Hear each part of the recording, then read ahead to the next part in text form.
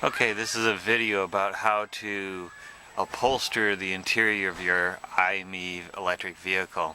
You can see on the door on the right, on the left hand side, is the red panel, which is of course not stock on the i-MiEV. And over here, let me see if I can get that, over here on the right is the stock panel on the base model. We don't get any door upholstery here, just the standard lunchbox interior of these cars. So I figured out a way to add the upholstery myself, and I thought I'd show you how to do it. Okay, so the first thing you're going to need to do is remove the door panel. It's really quite simple. There's just a couple screws on the back. There's a screw here and a screw there, but on the front there's only one. But you have to remove this top part, and it just basically pulls off with a little bit of a tug, and it comes right off. And you pull off this screw here.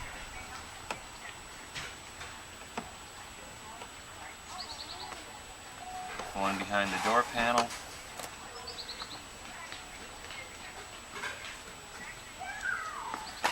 And the one down here in the door pull.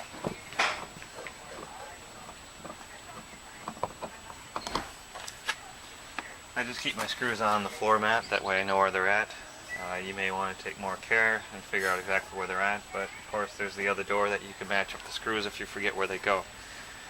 Now the next process on these type of doors, you just do a high karate pull, and the door panel just comes out. You just find a little bit of a gap down here, make sure you hold it, and it comes out.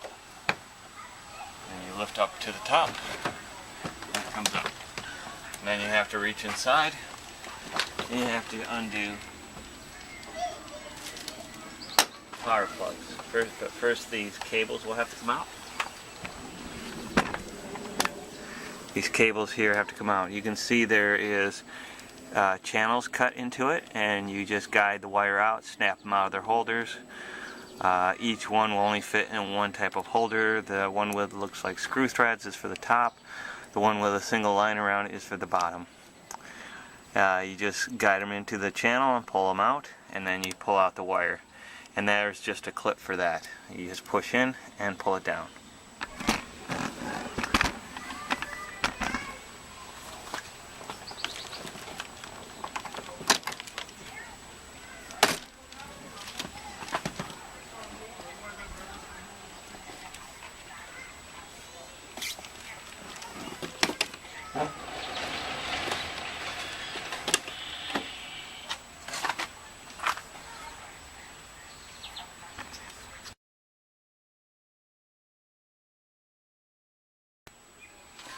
Okay, so now the next step is you have to remove this door pull section from the body of the door panel. Try to keep this in. I can't really see what I'm doing from the camera angle, but hopefully I'll catch it. What you have to do is there's these two big tabs. This is one in here, and there's one here. Now, keep in mind that Mitsubishi did a nice job of providing some holes with some actual sets for the screws.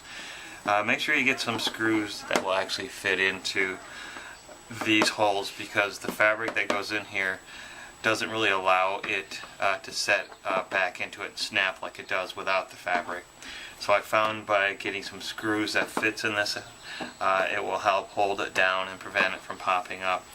But that's basically it. Once you've released these two snaps, it really comes out really easily. It doesn't take a whole lot of brute strength.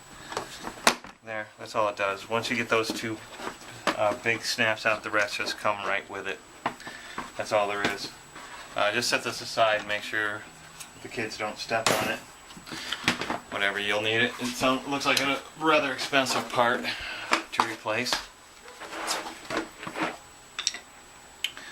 Okay, now you're going to need some equipment here. Okay. Alright.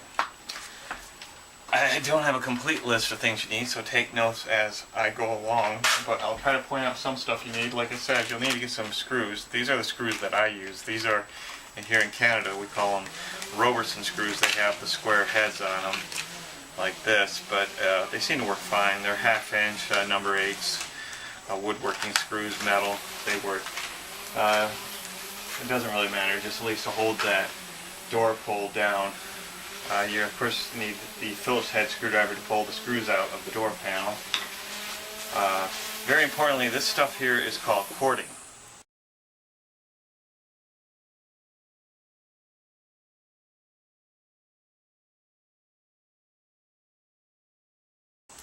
Cording is the edge that's going to go around here. Now this can be available at any fabric store, upholstery supply shop online, or in your neighborhood. I bought this at a fabric store in my neighborhood, and I bought 4 yards of it. Now if you look, 4 yards or 4 meters, it's the same thing. So you have 4 yards or 4 meters of this strapping, or this cording. What you need to do is get some tape. Now this stuff frays really bad, so when you're done cutting it, make sure you always tape it. But before you cut it, make sure you tape it. What I do is I line up approximately how much I need, and I'm using this line here as my guide of how much I need. So I'm going to estimate, I'm going to pull off some tape, and I'm going to cover the cording a little bit before and a little after the line that I need. So that way when I cut it, both sides are taped and I don't get frayed. This cording happens to fray a lot and practically explodes once you cut it, and it gets very thick and fluffy, and it kind of messes up the edge that goes around here. Now I tried experimenting with not using the cording and just using the flexible metal tack strip, which I'll talk about here in a second, without the cording, but it just looks too jagged without it. This is what I use to hold down the fabric. It's used in the upholstery industry, and it's called flexible metal tack strip. This thing, like the name says, is very flexible. It's made out of steel, and it's pretty cheap. I bought 100 feet of it for $10, which is more than enough to do my car and probably several other cars. I've got a whole box full of it, so if I make a mistake, it's pretty easy to just take it back out and use another piece. It's not really stingy at all. So again, this is what you'll be using, and what the cording does after you wrap fabric around it, you place this next to the cording, and then these teeth here grip the fabric that's going to be here, folds it down and hides it behind the cording. Now I did try it without the cording because I wanted a really slimline look, and it didn't work, but the cording's not bad either. You can buy different size cording. I chose this thicker cord. It turned out really nice, and you can try smaller cords, thicker cords, and since you have so much of this, you can probably experiment with a little bit on your workbench before you actually go and mess up your door and figure out how big of a cording you want. You can use just about anything for cording. It's nice to use the upholstery stuff because it works well with this kind of project, but you could use a shoelace, you could use clothesline, or any rope if you don't feel like walking down to the fabric store and getting a piece of cording from them. But you will have to brave excuse me, the fabric store whether you like it or not, because there's several other things you're going to need from the fabric store. Of course, most notably is fabric. This is an automotive velour type of fabric. It's used in a lot of seating and stuff like that.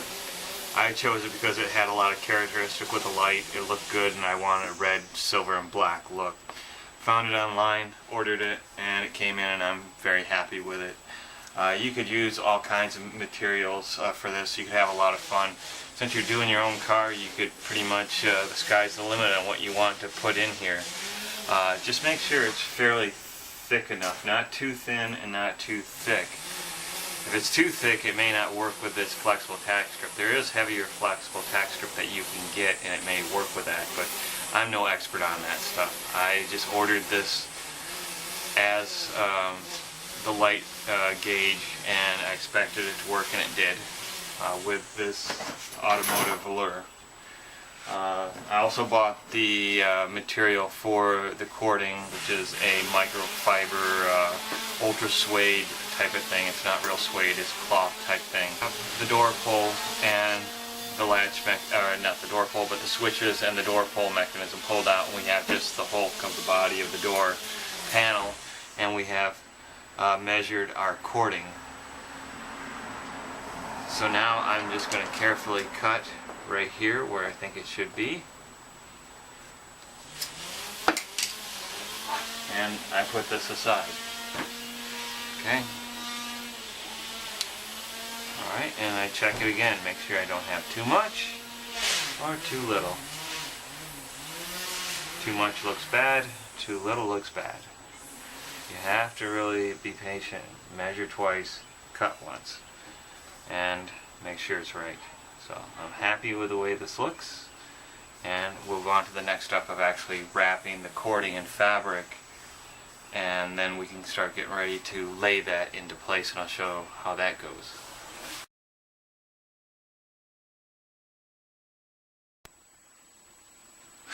Okay, so this is the next part of the steps of how to make the cording wrap for your door. You're going to need some material. I use this ultra suede type of material here. What you're going to need to do is, this is a pencil made for marking fabric. Try not to use like a marker or an ink pen.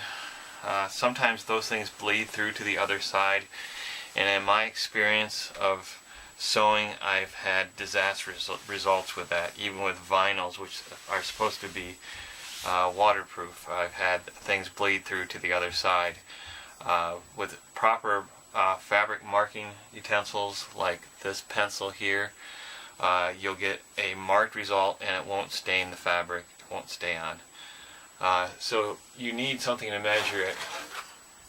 You're going to need a ruler. This is my fabric measure. Like I said, I've done a lot of fabric projects, so I'm well supplied in this. So you may see some things that you may not have, but you can always make do. All you need is a ruler, tape measure, but try to have some type of measuring device. Don't use your fingers, anything else, because most things like that do not work out. You have to measure appropriately and figure out exactly what you need. So I found that I only need a 2-inch strip. So the first thing I do is I take this and figure out how long I need. Be careful with this edge of the fabric here. This side of the fabric is called the selvage, or the selfage, and it's where it's manufactured, and you can actually see where the fabric was pulled through the machinery. You don't want to have that in your finished product. So make sure this is part of the edge that gets cut off if you're going to get this close.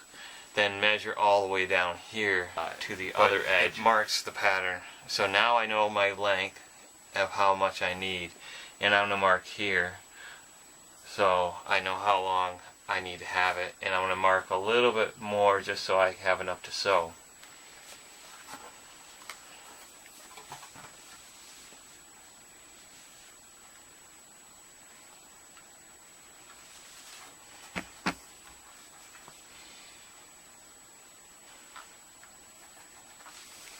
All I'm doing is just marking, every so many inches. I don't know. It doesn't matter. It's just enough to grab this.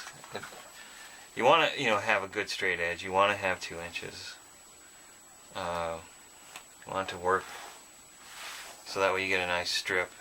Because you want to be able to encase the cording and be able to have enough left over to fit underneath the flexible metal tack strip. So there it is. Okay, so that's all there is to the cording casing. It's just that section right there. So I'm going to recheck it back out, make sure I've got it right, and then I'm going to go ahead and proceed to cut it.